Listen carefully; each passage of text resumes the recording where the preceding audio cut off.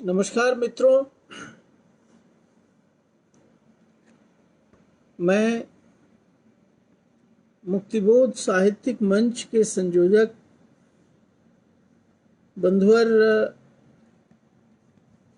सूर्य नारायण के प्रति आभार प्रकट करता हूं कि उन्होंने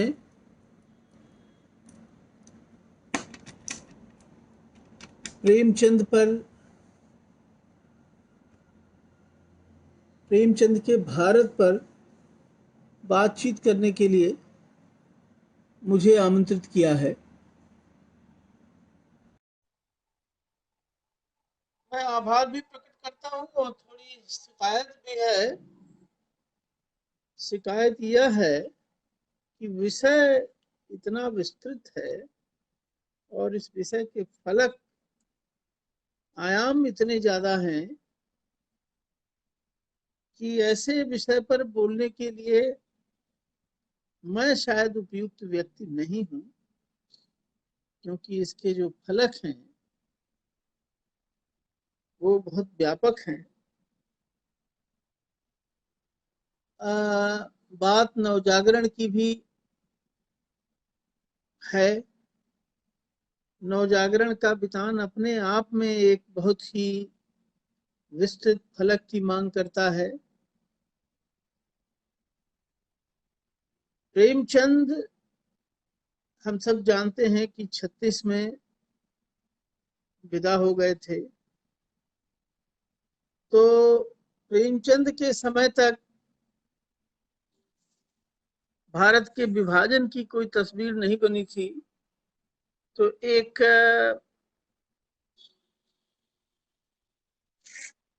जिसको अखंड भारत कुछ लोग कहते हैं, वो अखंड भारत का पूरा भूगोल प्रेमचंद के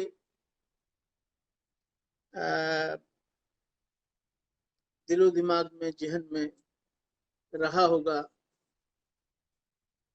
फिर नवजागरण से उपजे हुए जो सवाल थे, वो सारे सवाल हमें प्रेमचंद के साहित्य में दिखाई पड़ते हैं। चाहे वो किसानों की बेहतरी का मामला हो, हिंदू और मुसलमान की एकता का मामला हो, अछूत और दलित को बराबरी दिलाने का मामला हो, स्त्री का प्रश्न हो, तो ये सारे प्रसंग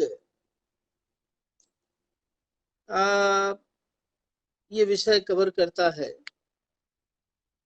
तो एक तो जैसा कि मैंने कहा कि इतने बड़े फलक पर बातचीत करने की मेरी लियाकत नहीं है, फिर भी सूर्य नारायण जी ने ये विश्वास किया है तो मैं कोशिश करता हूं। और जाहिर है कि एक व्याख्यान में इतने सारे पहलुओं को समेटना भी संभव नहीं है, इसलिए मैं कोशिश करूंगा कि एक पहलू को उठा करके उस पर बातचीत करूं। प्रेमचंद के भारत पर विचार करते हुए दो बातें हमें ध्यान में रखनी चाहिए। एक तो भारत की जो छवि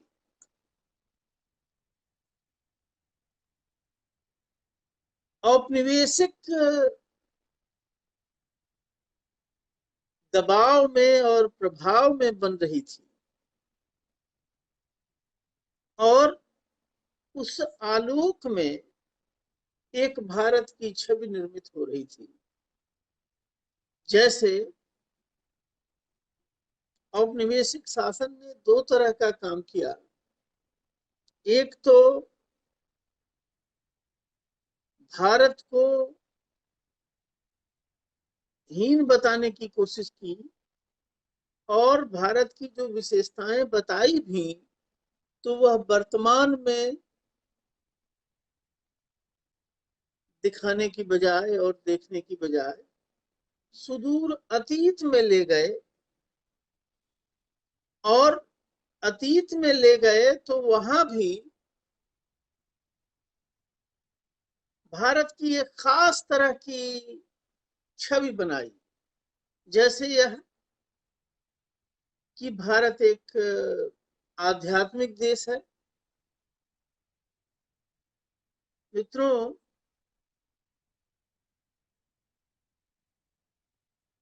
आध्यात्मिक होना कोई कोई नकारात्मक बात नहीं है, अच्छी बात है, और हम हैं भी आध्यात्मिक देश। लेकिन जो औपनिवेशिक प्रभाव में जो आध्यात्मिकता की छवि निर्मित हुई, वो छवि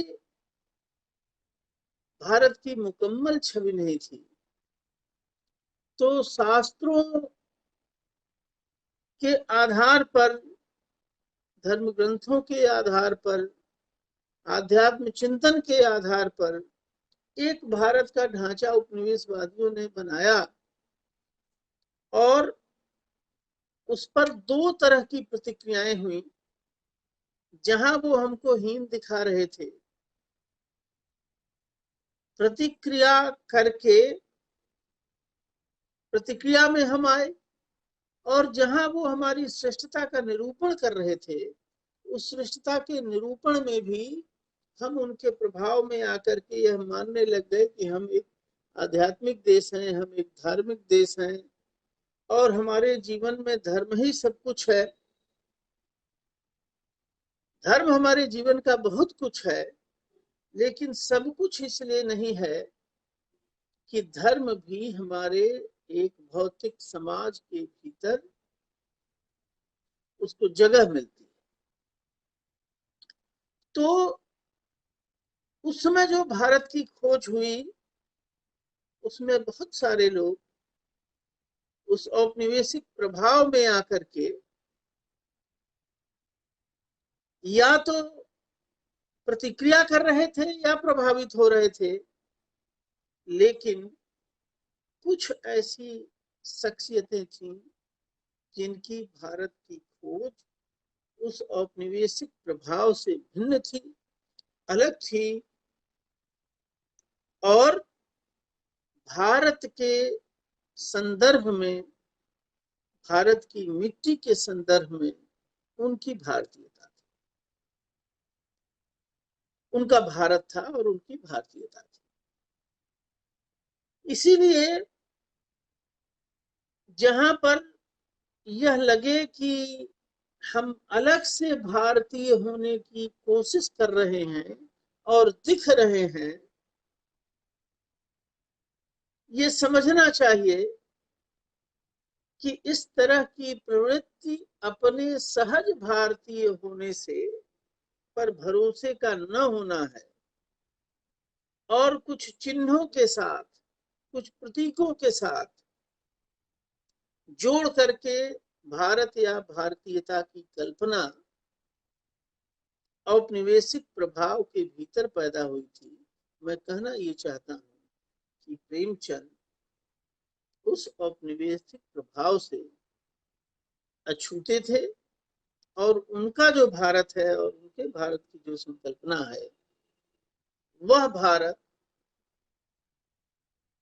भारत की मिट्टी से, भारत के समाज से बना हुआ था। और मुझे इस पर बातचीत करते हुए टैगोर की कविता ध्यान आई। आप सबके ध्यान में होगी, भारत तीर्थ। भारत तीर्थ कविता में टैगोर कहते हैं कि हे आर्य, हे अनार्य आओ, हिंदू मुसलमान आ जाओ तुम, अंग्रेज ख्रिस्तान आओ, मन को पवित्र कर आओ ब्राह्मण, सबके हाथ पकड़ो, हे पतित आओ, अपमान का सब भार उतार दो, माँ के अभिषेक के लिए शीघ्र आओ, सबके स्पर्श से पवित्र किए हुए तीर्थ जल से मंगल घट तो अभी भरा ही नहीं गया है इस भारत के महामानव के सागर तट पर। तो जैसी एक उदात्तता और एक समावेशिता टैगोर की इस कविता में, गीतांजलि में ये कविता है,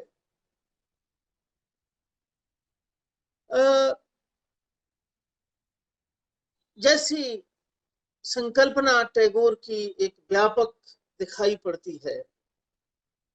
भले ही प्रेमचंद ने ऐसी कोई कहानी या कविता या निबंध न लिखा हो, लेकिन उनके साहित्य में हमको जो भारत की छवि मिलती है, वह भारत की छवि इतनी ही व्यापक है।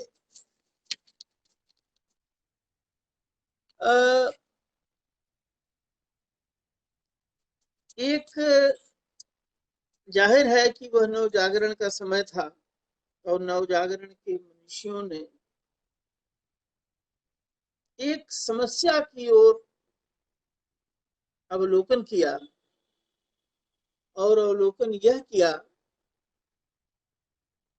कि हमारे जो आदर्श हैं आध्यात्म के और धर्म के,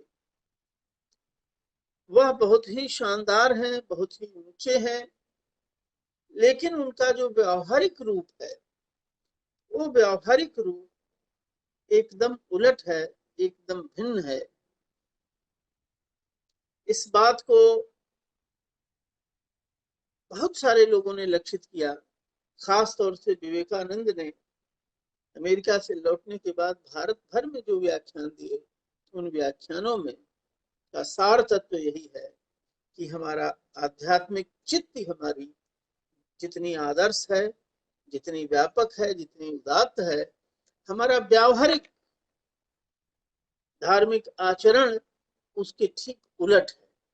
प्रेमचंद ने भी इस सत्य को देखा था, इसलिए भारत की छवि निर्मित करने के लिए उन्होंने अतीत के ग्रंथों से या शास्त्रों से या महिमा मंडित की गई परंपराओं से भारत की छवि निर्मित करने की बजाय उन्होंने जीवनानुभव से भारत की छवि निर्मित की। एक जगह प्रेमचंद ने अपनी आकांक्षा के बारे में लिखा है कि मेरी कोई बहुत बड़ी आकांक्षा नहीं है, सबसे बड़ी आकांक्षा है स्वराज्य।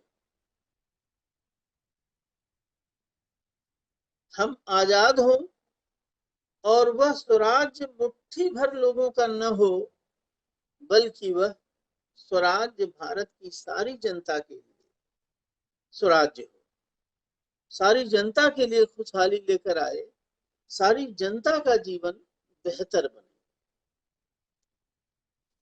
तो एक भारत की एक छवि,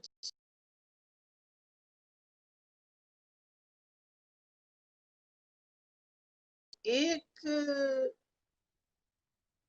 जनता का एक तबका ऐसा है जो भारत से अपना नाता नहीं जोड़ पा रहा। मंथरा जब कहती है कि कोई न होए हमें का हानि, चेरी छोड़ न होई प्राणी, तो एक जनता के एक बड़े भारी हिस्से में एक खास तरह की उदासीनता है इस बात को लेकर के, जिसकी ओर तुलसीदास इशारा करते हैं कि कोई भी राजा हो जाए हमें क्या फर्क पड़ना है, हमें तो वही जीवन जीना है जो जीवन हमारे लिए नियत है। नवजागरण के आलोक में और स्वयं अपनी मनीषा के आलोक में प्रेमचंद ने और प्रेमचंद के बहुत सारे सहधर्मी विचारकों, चिंतकों, लेखकों ने, कलाकारों ने इस सत्य को महसूस किया कि भारत की जनता का एक बड़ा हिस्सा है जो अलग थलग पड़ा हुआ है। टैगोर जब कहते हैं कि ब्राह्मण आओ और अपने मन के पवित्र करके आओ, पतित आओ और अपने अपमान के सारे जो भूत है उसको उतार करके आओ। ये जो अलगाव है, उस अलगाव की ओर ध्यान प्रेमचंद का भी है। इसीलिए वो कहते हैं कि हम ऐसा स्वराज्य चाहते हैं जिस स्वराज्य में सबके लिए जगह, यह नहीं कि कुछ लोगों के लिए स्वराज्य में जगह हो और बाकी लोगों के लिए स्वराज्य में कोई जगह न हो। तो मैं आज की बातचीत के लिए एक इसी पहलू को पर केंद्रित करूंगा अपने को, और खास तौर से जो एक हमारे समाज में विषमता है और उस विषमता की वजह से एक बड़ा हिस्सा भारत से अपने को जोड़ नहीं पा रहा था, उदासीन था। और इतिहास से हमने ये सबक सीखा कि मुट्ठी भर आक्रमणकारी आते हैं और पूरे भारत को जीत कर चले जाते हैं। इस ये सारी जो घटनाएं इतिहास के दौर में हुई हैं, उसके मूल में यह जो एक आंतरिक विभाजन दिखाई पड़ता है, विषमता दिखाई पड़ती है, एक अलगाव दिखाई पड़ता है, वह अलगाव उसके मूल में है। इसे प्रेमचंद ने चिन्हित किया। इसलिए उन्होंने समता पर जोर दिया।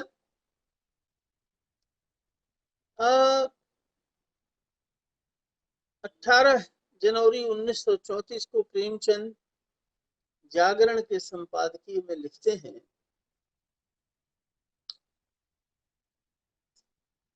राष्ट्रीयता की पहली शर्त है वर्ण व्यवस्था, ऊंच नीच के भेद और धार्मिक पाखंड की जड़ खोदना। इसको वो राष्ट्रीयता की पहली शर्त बताते हैं और कहते हैं कि जिस राष्ट्रीयता का सपना हम देख रहे हैं, जिस राष्ट्र का सपना हम देख रहे हैं, उसमें जन्मगत वर्णों की गंध तक न होगी। वह हमारे श्रमिकों और श्रमिकों का साम्राज्य होगा जिसमें न कोई ब्राह्मण होगा, न हरिजन, न कायस्थ, न क्षत्रिय। याद करिए टैगोर अपनी कविता में क्या कह रहे थे कि ब्राह्मण आएगा अपने ब्राह्मणत्व को छोड़ करके, और जो पतित है, जो दलित है, वह अपने अपमान को छोड़ करके आएगा और शुद्ध मनुष्य के रूप में नए भारत में दोनों जुटेंगे। लगभग उसी का भाष्य करते हुए प्रेमचंद कह रहे हैं कि जन्मगत वर्णों की गंध तक न होगी, वह हमारे श्रमिकों और श्रमिकों का साम्राज्य होगा जिसमें न कोई ब्राह्मण होगा, न हरिजन होगा, न कायस्थ होगा, न क्षत्रिय होगा। उसमें सभी भारतवासी होंगे, सभी ब्राह्मण होंगे या सभी हरिजन होंगे। यानी ये जो ब्राह्मणत्व है या दलितत्व है या ये जो तमाम सारी विभेदन के, विभाजन के आधार बनाए गए हैं, वो सारे आधार नहीं होंगे।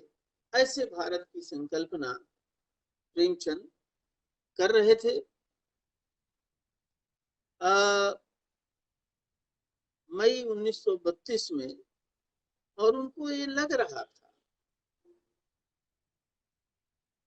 लेखक अपने परसेप्शन पर, लेखक या कोई भी व्यक्ति अपने परसेप्शन पर ही अपने जीवन का जीवन का और परिस्थितियों का आकलन करता है। प्रेमचंद को ये लग रहा था कि जो परिवर्तन खास तौर से गांधी के आने के बाद राष्ट्रीय रंगमंच पर जो परिवर्तन हमको दिखाई दे रहे हैं, उस परिवर्तन में यह भारत संभव है जिस भारत की वो कल्पना कर रहे थे, जिसमें दलित दलित नहीं होगा और ब्राह्मण ब्राह्मण नहीं होगा, सब भारतवासी होंगे और भारतीयता के भारतवासी होने के सूत्र से बंधे होंगे। कांग्रेस के कुछ सम्मेलनों और अधिवेशनों के दृश्य का बयान करते हुए प्रेमचंद कहते हैं 1932 के हंस के संपादकीय में कि कांग्रेस के स्वयंसेवकों में सभी जाति और बिरादरी के युवक एक साथ एक ही कैंप में रहते हैं, साथ खाते हैं, साथ सोते हैं। इन कैंपों में मुसलमान भी होते हैं और एक आध ईसाई भी निकल आता है। इस भांति एक संयुक्त राष्ट्र की बुनियाद पड़ गई है। एक संयुक्त राष्ट्र की बुनियाद पड़ गई है। एक ऐसा राष्ट्र, एक ऐसा भारत, एक ऐसा देश जिसमें ये जो शताब्दियों से चले आ रहे भेदभाव हैं, उन भेदभावों को छोड़ करके लोग सामान्य भूमि पर आने के लिए जैसे कि तैयार हो रहे हों, प्रेमचंद ये कह रहे हैं और ये देख भी पा रहे हैं। इसलिए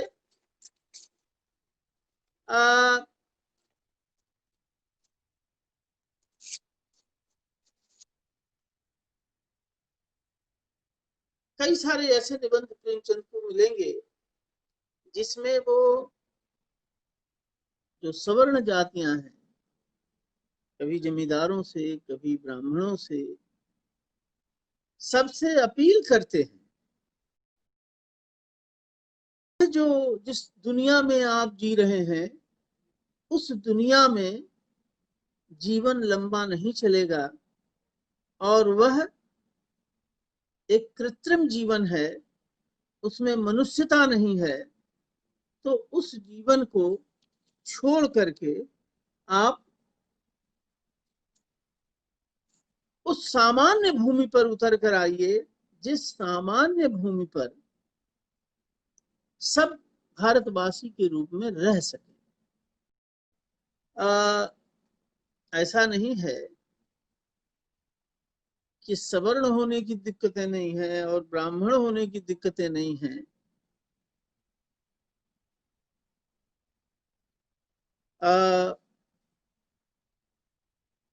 संस्कार उपन्यास याद करिए कि किस तरह से वह ब्राह्मणत्व के चंगुल में फंसा हुआ और छटपटा रहा है। तो सामान्य मनुष्यता की भूमि पर उतरने की बात जब टैगोर या प्रेमचंद कर रहे हैं तो मुक्ति का विधान वो सबके लिए रच रहे हैं। ये जो वर्ण नाम की चीज है और वर्ण व्यवस्था ने जो विषमता पैदा की है, उस विषमता को प्रेमचंद स्वस्थ और उज्जवल भारत के रास्ते में सबसे बड़ी बाधा मानते हैं। और इसीलिए जैसा कि मैंने पहले ही उद्धरण में बताया कि जीवन का मतलब इस वर्ण व्यवस्था की जड़ खोदना हमारा पहला और बुनियादी कर्तव्य है और इसके लिए प्रेमचंद ने जीवन भर संघर्ष किया और अब इसकी छवियां आपको उनके वैचारिक लेखन में दिखाई पड़ेगी, उनके सृजनात्मक लेखन में भी दिखाई पड़ेगी।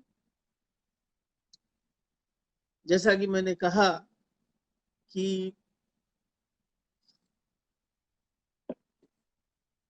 सभी पहलुओं पर एक साथ बात संभव नहीं है। मैंने इसके लिए अपनी बातचीत आगे बढ़ाने के लिए मैंने कुछ कहानियां चुनी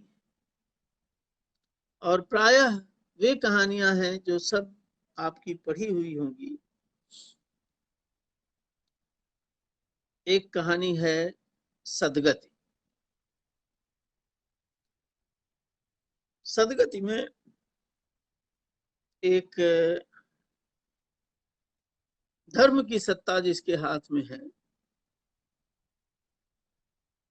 वह किस तरह से अमानवीय हो गया है और धर्म की सत्ता के बल पर एक जीते जागते हाथ पैर वाले मनुष्य के साथ कैसा अमानवीय व्यवहार कर रहा है। ये सदगति में प्रेमचंद हमको दिखाते हैं। कहानी आपकी पढ़ी होगी कि वो अपनी बिटिया की शादी के लिए साइत विचरवाने जाता है और साइत न विचार के पंडित जी उससे बेगार लेने लगते हैं। उसे न खाने को मिलता है, न पीने को पानी मिलता है। यहाँ तक कि जब वो आग मांगने जाता है तो पंडिताइन इतनी कुपित होती हैं कि वहीं से आग उठा करके फेंक देती हैं और आग की चिंगारी से वो जल जाता है। उसके बाद का दृश्य, सब सारी सफाई और सारा काम करने के बाद अंत में पंडित जी निकलते हैं तो एक कड़ियल गांठ लकड़ी की है जो कहते हैं कि इसे तुम चीरो। वो कड़ियल गांठ चीर रहा होता है और वो गांठ इतनी, लकड़ी की गांठ इतनी कड़ियल है कि उसको चीरते चीरते वो थक जाता है और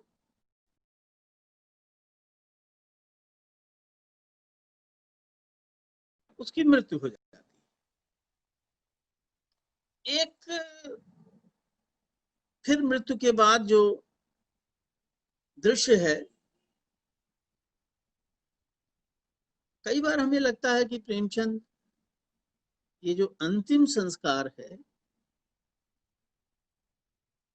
उसका भी एक आलोचना उसकी कर रहे हैं।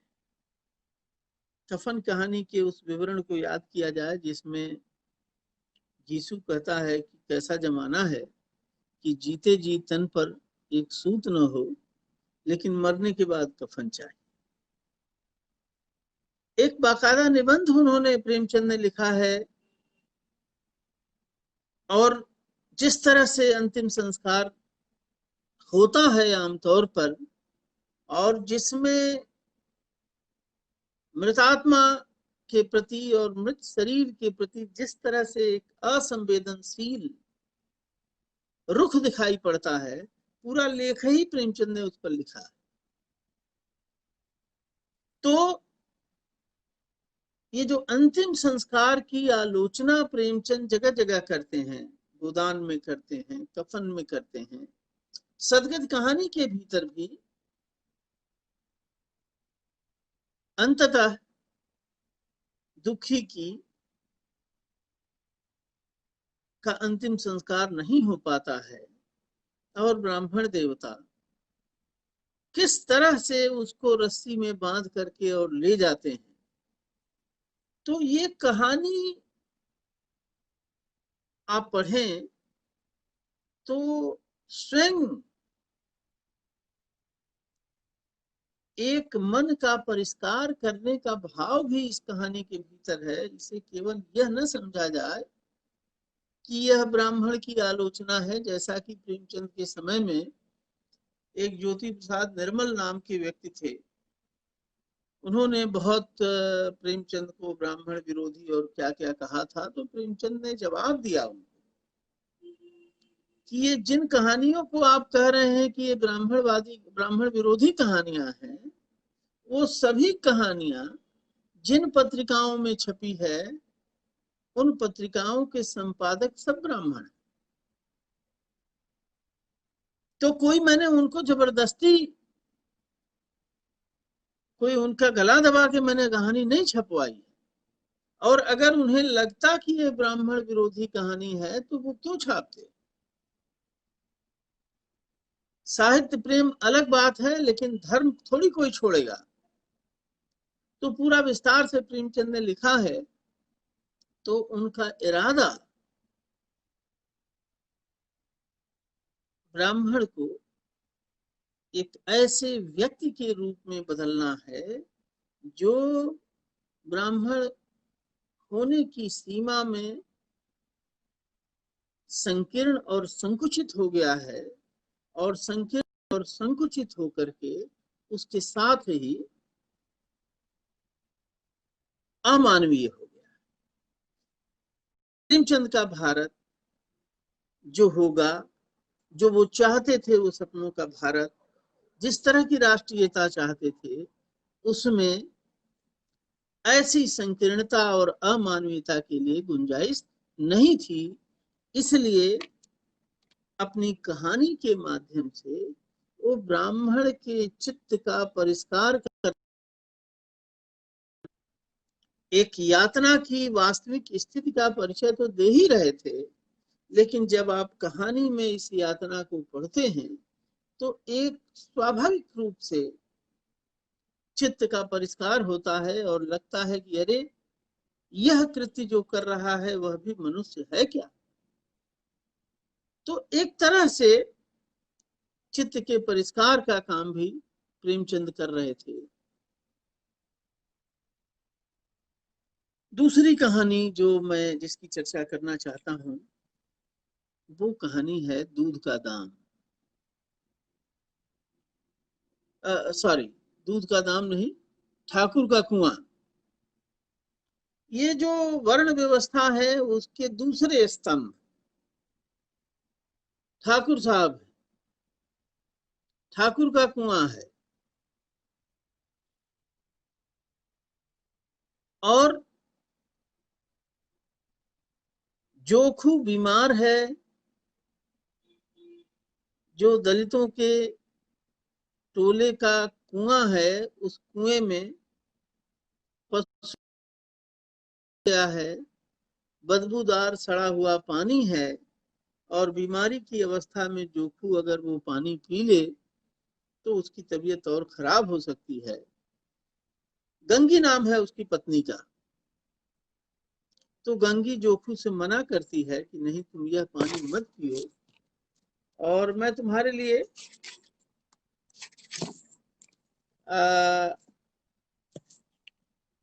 पानी लेके आता पानी लेके आती हूँ दूसरे कुएं से, गांव के दूसरे कुएं से। जोखू को वास्तविकता का अंदाज है। वो कहता है कि कौन पानी देगा। ब्राह्मण देवता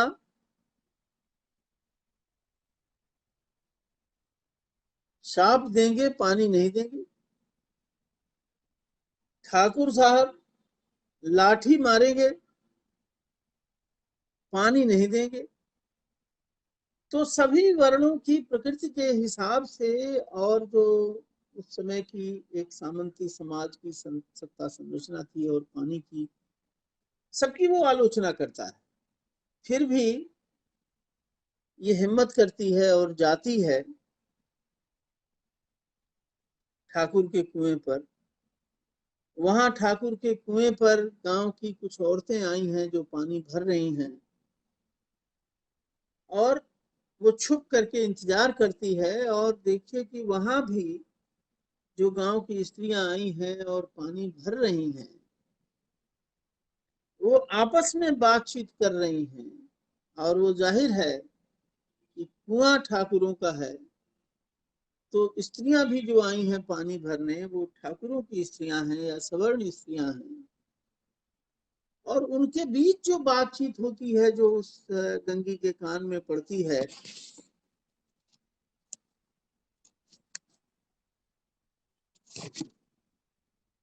वो किस तरह से उस सवर्ण समाज के भीतर पुरुषों का एक तरह से आधिपत्य है स्त्रियों पर, और स्त्रियों को उसमें शब्द इस्तेमाल किया है प्रेमचंद ने, तो तुम लौड़ी नहीं हो तो क्या हो, दासी के अर्थ में इस शब्द का प्रयोग होता है। तो तुम्हारी हैसियत दासी से ज्यादा क्या है, और जो दासी है उसको तो कुछ तनख्वाह भी मिलती है, तुम्हें तनख्वाह भी नहीं मिलती। तो ये पूरी बातचीत होती है। बातचीत के बाद वो पानी भरने जाती है।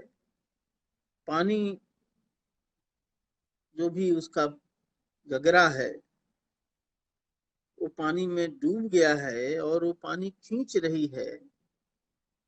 तब तक ठाकुर का दरवाजा खुला, और ठाकुर का दरवाजा खुला, प्रेमचंद कहते हैं कि ऐसा लगता है मानो शेर का मुंह खुल गया हो, और जो भय पैदा हुआ उस भय से गंगी के हाथ से रस्सी छूट जाती है, और वो गगरा जिसमें वो पानी भर रही थी, गगरा गिरता है, और देर तक गगरे की गिरने और डूबने की आवाज आती रहती है। और वो भाग करके जब घर पहुंचती है तो देखती है कि जोखू वही गंदा पानी पी रहा है। आपको याद होगा ओम प्रकाश वाल्मीकि ने एक कविता लिखी है कि कुआं ठाकुर का, खेत ठाकुर का, यह ठाकुर का, वह ठाकुर का, और हमारा क्या। ये वही ओम प्रकाश वाल्मीकि हैं जिन्होंने पहली बार दलित दृष्टि से प्रेमचंद पर सवाल उठाया। लेकिन आप अगर ठाकुर का कुआं शीर्षक से ही उन्होंने कविता लिखी, और लगभग वही बात लिखी है जो ठाकुर का कुआं कहानी में है। मैं तो यहाँ पर प्रेमचंद, मैं एक दूसरी नजर से इन कहानियों को देख रहा हूं कि एक समाज के भीतर ऐसी ऐसा मन बना हुआ है कि एक व्यक्ति को पीने के लिए पानी नहीं मिल रहा है, और ठाकुर की मूछ या ठाकुर का रोब इस कदर हावी है कि वह पीने के लिए पानी नहीं दे रहा है। हमारा आध्यात्मिक देश है, धर्म प्रधान देश है, और पानी पिलाना इस देश में धर्म का काम माना जाता है। हमारे देखते देखते हमारे बचपन में गर्मी के महीनों में लोग प्याऊ लगवाते थे। तो एक तरफ पानी पिलाना धर्म है और प्याऊ लगवा रहे हैं, दूसरी तरफ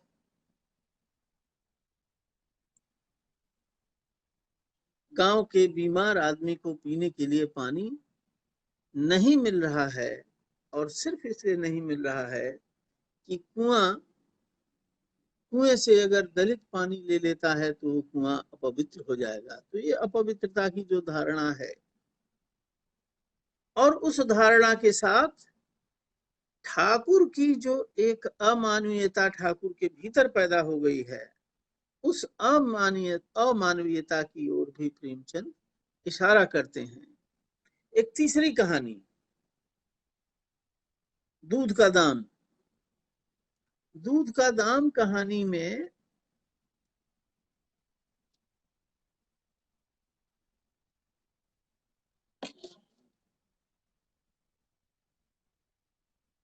मुंशी जी हैं।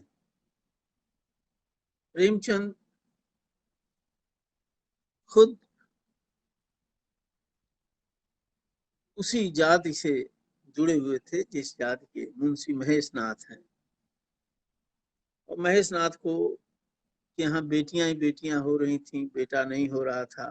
बेटा हुआ तो उनकी पत्नी को दूध नहीं हो रहा था, तो दूध पिलाने के लिए जो महिला प्रसव कराने में जिसने मदद की, वही उसी से दूध पिलाने के लिए कहा गया, क्योंकि उसका छोटा सा बच्चा अभी 3 या 4 महीने का था, उसके दूध हो रहा था। वो दूध पिलाती है और उसी में एक दिन उसी के दूध पीने से महेशनाथ का बच्चा बड़ा होता है, पलता है, ये सब लोग जानते हैं। और वो एक दिन वो औरत सफाई करते हुए सांप काट लेता है, मर जाती है, और उसका बेटा मंगल, जिसके हिस्से का दूध महेशनाथ के बेटे को पिलाया जाता रहा है, वह अनाथ हो जाता है। तो अब इन्हीं के दरवाजे पर आता है जो खाने में जूठन बचता है, वही जूठन उसको दे दिया जाता है। एक अद्भुत चीज प्रेमचंद इस कहानी में दिखाते हैं, और तमाम सारी कहानियों में दिखाया है उन्होंने, कि कोई जिसके साथ नहीं है उसके साथ एक पशु है। मंगल के साथ भी उसका एक कुत्ता है टॉमी, जो उसके साथ साथ चलता है। जूठन कुत्ते के लिए निकाला जाता है, और वही जूठन जूठन कुत्ते के लिए निकाला जाता है, और वही जूठन मंगल के भी हिस्से आता है। एक जगह है मंगल और महेशनाथ जी का बेटा, जो मंगल की माँ का दूध पी के बड़ा हुआ है, खेल रहे हैं और घोड़ा घोड़ा खेल रहे हैं। तो घोड़ा घोड़ा खेलने में आप सब जानते होंगे कि एक आदमी घोड़ा बनता है, दूसरा आदमी उसकी पीठ पर चलता है, थोड़ी देर वो चलेंगे। तो सब तजवीज करते हैं कि मंगल घोड़ा बनेगा, लेकिन मंगल भी जानता था कि ये सब बड़े घरों के बच्चे हैं और हमको घोड़ा बना देंगे, और अपनी बारी जब आएगी तो भाग जाएंगे। तो वो कहता है कि नहीं, पहले तुम बनो तब मैं बनूंगा। इसको लेके थोड़ी बहुत नोक झोंक होती है, फिर झगड़ा हो जाता है, और वो मना करता है कि तुम मेरे यहाँ मत आना। उसको भी अमर्ष होता है कि बताओ, मेरी माँ के दूध पी करके ये बच्चा बड़ा हुआ है, और अब इस तरह से हमारे साथ जूठन के लिए ऐसा व्यवहार कर रहा है। तो थोड़ी देर तो वो सोचता है कि नहीं जाएंगे, लेकिन भूख जब तेज होती है तो साथ वो शाम को पहुंच जाता है। और उस समय छुप करके अंधेरे में खड़ा है, और कुत्ते से उसकी बातचीत हो रही है।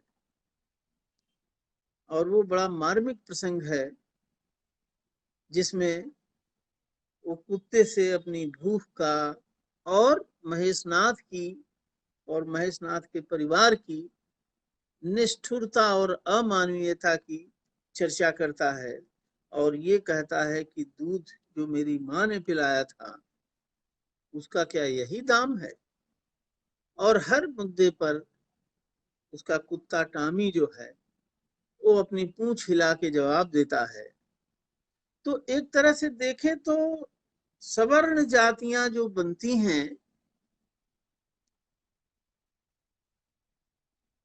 और किस तरह से उनकी जो श्रेष्ठता है, उस श्रेष्ठता का संबंध किसी मानवीय गुण से नहीं है, किसी ज्ञान से नहीं है, किसी तपश्चर्या से नहीं है। वह सब जन्म जात मिले हुए अधिकारों से है। तो जन्म जात मिले हुए अधिकारों से है, और उन अधिकारों की वजह से ये जो उच्च वर्ग के लोग हैं वो खुद कितने अमानवीय हो गए हैं और मनुष्यता से के स्तर से किस हद तक नीचे गिर गए हैं। कई बार वो फ्रेंच रिवॉल्यूशन का नारा याद आता है जिसमें कहा गया था कि देवदूतों को मनुष्य के स्तर तक ऊंचा उठा दो। तो ये जो भारतीय समाज में देवदूत बने हुए थे जन्म के कारण, एक खास घर में जन्म लेने के कारण, एक खास कुल में जन्म लेने के कारण देवदूत बने हुए थे, प्रेमचंद ये बता रहे थे कि भविष्य का जो भारत होगा उस भविष्य के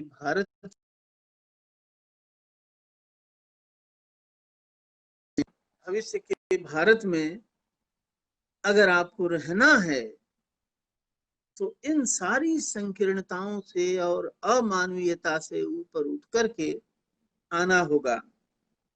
प्रेमचंद एक ऐसे भारत का निर्माण करना चाहते थे, एक ऐसे भारत का सपना देखना चाह रहे थे, देख रहे थे, और उस सपने को सच करने के लिए, यथार्थ में बदलने के लिए वो संघर्ष कर रहे थे अपने लेखन के माध्यम से। वह यही था कि किस तरह से विशेषाधिकार आदमी को आदमी नहीं रहने देता है। भारत, जो नया भारत होगा, वह अतीत के गौरव से गौरवान्वित होकर के नहीं रह सकता। वर्तमान में भारत को अपने लिए नए तरह का गौरव अर्जित करना होगा, और इस नए तरह के गौरव को अर्जित करने के लिए भारत के नागरिक को, भारत के मनुष्य को समता की भूमि पर उतरना होगा। और इसके लिए वो एक तरह से आईना भी दिखा रहे थे कि देखो, यह आईना देखो, इस आईने में तुमको अपनी जो शकल पर इतना इतना गुमान है, तुमको अपनी ध्वजा पर इतना गुमान है, वो ध्वजा कितनी बदरंग है, कितनी कुरूप है, कितनी अश्लील है। अगर तुम मनुष्य होना चाहते हो तो इस अश्लीलता से बाहर आओ। यह प्रेमचंद लगातार कह रहे हैं। एक और कहानी की याद मुझे आ रही है।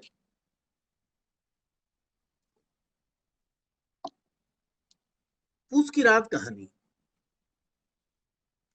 पूस की रात कहानी में आप सब जानते हैं कि दुखी है, और दुखी के साथ यहाँ भी एक कुत्ता है। यानी प्रेमचंद, एक अद्भुत बात है कि प्रेमचंद के भारत में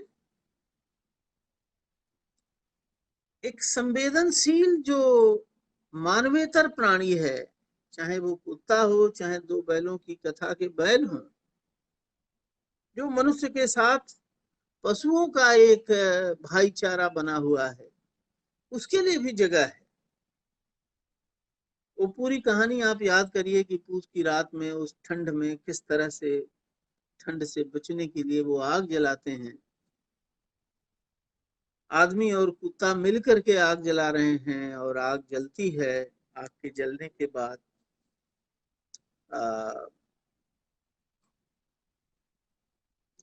गर्मी पैदा होती है। उस गर्मी में उसको नींद आ जाती है।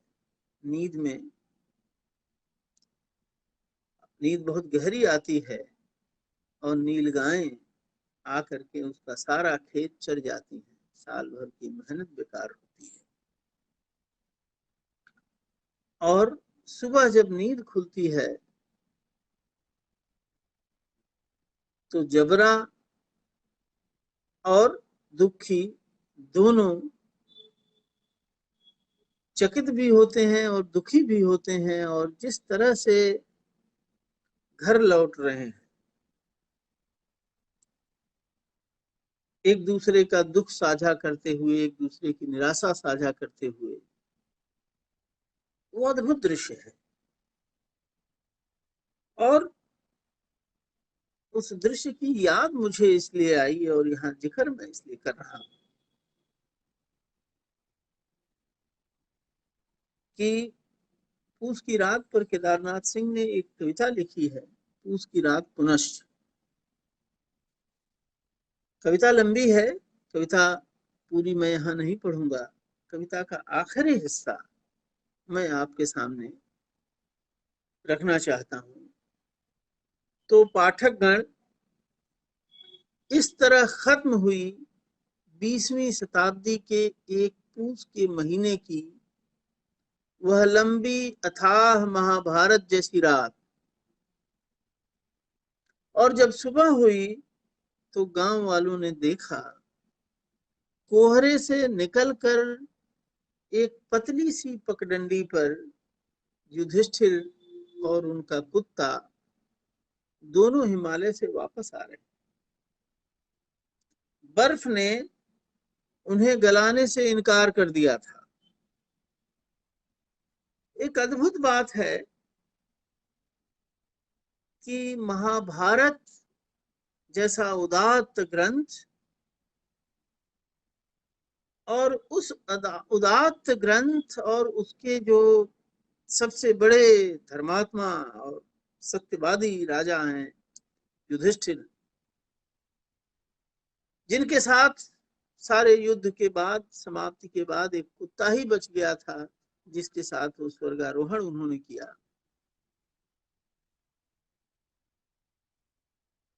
उसके बरक्स केदारनाथ सिंह दुखी दुखी और इसको हल्कू और उसके कुत्ते को उसके बरक्स रखते हैं और एक भारत जो मिथकीय भारत है, उस मिथकीय भारत के समानांतर एक जो यथार्थ भारत है, एक वास्तविक भारत है, उस भारत को उसके समानांतर रख देते हैं।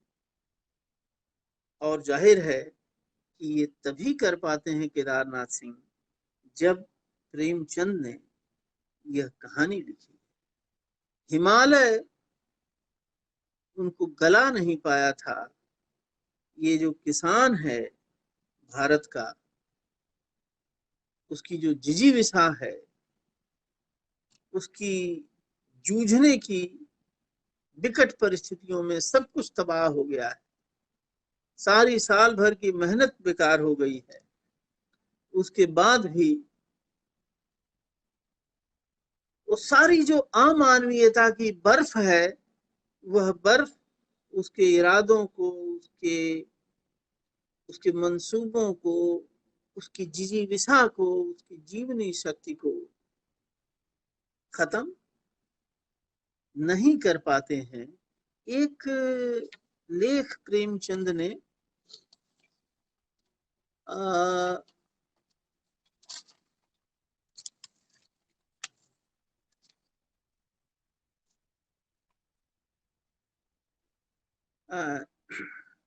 श्री कृष्ण पर लिखा है, श्री कृष्ण और भावी जगत। प्रेमचंद ने राम कथा भी लिखी है और प्रेमचंद की उस राम कथा को भी हमें देखना चाहिए और कभी अवसर मिलेगा तो उस पर बात करेंगे। कृष्ण पर जो निबंध लिखा है उसमें अपने ढंग की व्याख्या करते हैं प्रेमचंद और उपकार जैसी जो धारणा है उस पर बात कर रहे हैं। जब तक यह न सिद्ध हो जाए कि उपकार से क्या अभिप्राय है, तब तक इस बात का समर्थन भारत नहीं कर सकता, क्योंकि प्रेमचंद यह देख रहे थे कि कोई एक चीज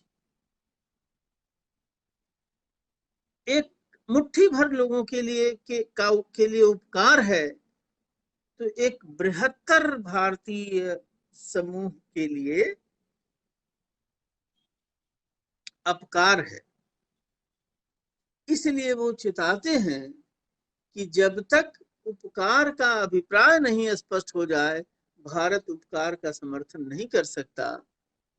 जिस तरह उपकार शब्द का व्यवहार किया जा रहा है, उससे तो यह विदित होता है कि उपकार का आशय स्वार्थ के सिवा और कुछ नहीं है। यह स्वार्थ बुद्धि वर्तमान जगत को संग्राम का क्षेत्र बनाए हुए है। समाज में जो विषमता फैली है, उसका कारण यही स्वार्थोपासना है।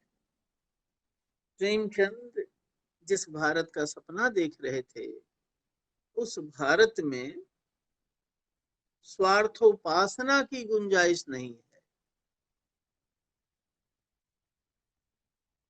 ऐसे स्वार्थ की जो बड़ी बड़ी उदात्त उपकार और भी सत्य और तपस्या और तमाम सारी बड़ी बड़ी बातों के भीतर स्वार्थोपासना जो चल रही है, उस स्वार्थोपासना को प्रेमचंद उसका पर्दाफाश करते हैं, उसका खुलासा करते हैं, उसको खारिज करते हैं और एक सच्चे मनुष्य की अवतारणा करते हैं, जो कि संवेदनशील हो, जो मानवीय हो, जो श्रमशील हो। ऐसे मनुष्य ही भारत के मुस्तकबिल का निर्माण कर सकते हैं। प्रेमचंद ये कहना चाहते हैं। याद करिए, रंगभूमि उपन्यास के भीतर जो उसका नायक है सूरदास, और वह भी दलित वर्ग का व्यक्ति है, उसको नायक प्रेमचंद ने बनाया है। और बहुत प्रसिद्ध बातचीत है मिठुआ की। वो जो झोपड़ी है जिसमें सूरदास रहता है, जिसको कि जला दिया गया है, और समस्या है कि कहाँ रहेंगे। सूरदास कहता है फिर झोपड़ी बनाएंगे। मिठुआ कहता है और फिर जला दिया तो कहा फिर जब बनाएंगे। कहा और 100 बार जला दिया तो कहा 100 बार बनाएंगे। 1000 बार जलाएंगे, 1000 बार बनाएंगे। प्रेमचंद एक ऐसे भारत की कल्पना कर रहे हैं, उदात्त भारत की, संवेदनशील भारत की और दृढ़ भारत की, जो विपत्तियां चाहे जितनी आए, जितनी बार आए, दृढ़ता से उसका मुकाबला करने के लिए तैयार है। और मुकाबला करते हुए जो मानवीय गरिमा है और मनुष्य का जो औदात्य है, उस औदात्य को बनाए रखते हुए। तो कई बार मुझे लगता है कि ये जो झोपड़ी सूरदास की जला दी गई है, और उसे बार बार उस झोपड़ी को वो बनाने की बात करता है, संकल्प लेता है। तो प्रेमचंद ने जिस भारत का सपना देखा था, हम साफ साफ देख रहे हैं कि आजादी के बाद जो भारत बना, उसमें वो सारी चीजें, वो जो सपनों का नीड़ बना रहे थे प्रेमचंद, उस सपनों का नीड़ तो बना नहीं। भारत अलग था और इंडिया अलग था। इंडिया और भारत के बीच एक भारी गैप था, और वह गैप, वह अंतराल, वह वैषम्य निरंतर बड़ा होता जा रहा है, गहराता जा रहा है। लेकिन मैं कह रहा हूं कि वो जो रूपक दिया प्रेमचंद ने सूरदास की झोपड़ी का, कि ये हमारी जो झोपड़ी है, वो बन के रहेगी। आज आप जलाओगे, कल हम फिर बनाएंगे। तो प्रेमचंद के भारत पर विचार करते हुए भारत की उस जिजीविषा से हमारी भेंट होती है जो नए के निर्माण के लिए बार बार संकल्पबद्ध होता है, जैसे कि रंगभूमि का सूरदास दिखाई पड़ता है। मित्रों, इस माध्यम में और इस विषय पर मैंने पहले ही अपनी सीमा प्रकट कर दी थी कि मैं इसका बहुत सुयोग्य व्यक्ति नहीं हूँ। इस विषय पर बोलने के लिए न मेरी उतनी तैयारी है। फिर भी मैंने कुछ बातें जितनी मेरे समझ में आई आपके सामने रखी, और आपने इसे ध्यान से सुना। इसके लिए मैं आप सबके प्रति हृदय से आभार प्रकट करता हूँ।